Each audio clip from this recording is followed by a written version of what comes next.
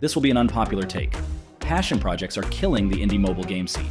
Stop making games for yourself and start making games that sell or get a day job. Get ready for an epic rant. Alright, let's be brutally honest, the indie mobile game market is a bloodbath. It's oversaturated, discoverability is a nightmare, and most developers are making games that are frankly indistinguishable from each other. Everyone's chasing their passion, making yet another pixel art platformer, or a roguelike with the same tired mechanics, adding to a pile of the same kind of game that will never, ever sell more than a handful of copies and burning themselves out in the process. The market is screaming for something that will hook an audience in, something addictive with a new take, something they didn't know they needed, and you're sitting there toiling away giving them something they know they don't want. And you know what? That's fine. Follow your dreams. Except nobody cares about your vision if it doesn't translate into a compelling, marketable product. Indie devs, you need to understand this. Making games is a business. If you're not treating it like one, you're setting yourself up for failure. While you think you might be pushing the envelope of design or mechanics, unless your design doc also has a well-researched marketing plan and some target demographics, it is all just masturbation and nothing more. Harsh? Maybe. But someone has to say it, or everyone loses. We wind up losing the artistry of those who fail to learn how to sell their work too. Here's the reality check. These aspiring developers don't want to hear, but many veterans of the scene already know and practice. Players don't owe you their time, their money, or their attention. You have to earn it by making a product that they want or need, but you didn't listen. Stop blaming algorithms or the market and listen when they tell you they don't really play your kind of game anymore. Unique doesn't equal good. Your game might be different, but is it better?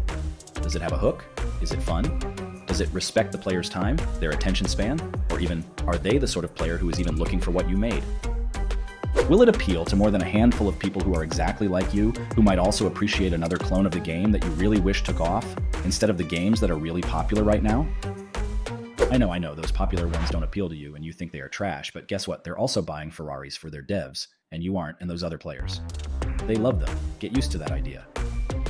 Marketing is not a dirty word. It's how you get your game in front of the right people, no matter how good the game. No one will play it if they don't know about it, and more importantly, don't care to play it either way. You could make the best mobile game ever designed. If no one but you and your mom played it, it's effectively worthless. Embrace it. Learn it. Master it. Because other devs absolutely do that too, no matter what, for every game or platform. Build it, and they will come. Is a fantasy. You could have built something, but maybe they don't even want to come. Why risk it? Why spend so much time to not know what will happen for sure and how you're going to manage success or failure? F2P is not evil incarnate. When done right, it's a legitimate business model that allows more players to experience your game while helping you earn. Getting players to see your vision doesn't mean not getting paid fairly for what you worked hard to bring into existence. Many developers might decry these tactics as being the work of big business, but there is another thing that business has that small developers often forget: scale. Many big F2P titles have thousands and thousands of times the player base of most indie games. While it might not get said too often among developers, even an unethical F2P mobile game likely will make more than your own labor of love that cost a pretty penny. The public doesn't even flinch at paying more than the asking price for some F2P mobile games. Take a look and learn what it is about those games that really work for once. Stop just decrying it for being different than how you grew up paying for games. The solution: you won't like this. Study the market. Spend less time building and more time researching. What are people actually playing? What are the top grossing games? Why are they successful? Steal like an artist, ethically. Don't copy, but take inspiration from successful games. Identify mechanics, UI, UX elements, and monetization strategies that work and adapt them to your own style. But stop there. Don't make the game you're copying, obviously. Focus on retention. A small engaged player base is better than a large disinterested one. Make a game that people want to keep playing, something they even tell their friends to get on.